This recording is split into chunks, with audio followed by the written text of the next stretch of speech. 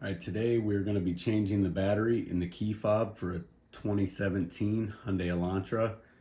This is the Elantra with the push button start, and it's going to be the same process for a lot of Kias and Hyundais around those years.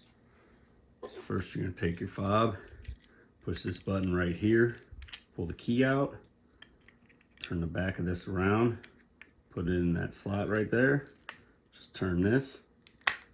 That'll pop that apart. Open it up. I'll just pop that out with the key. You could use your fingernail.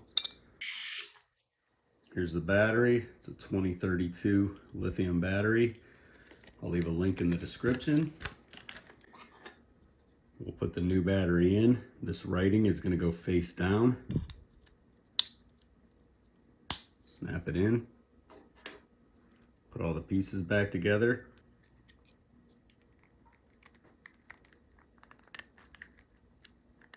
Just give it a squeeze there. There you go. Press the lock button, it lights up there. We will slide our key back in. Then you're good to go.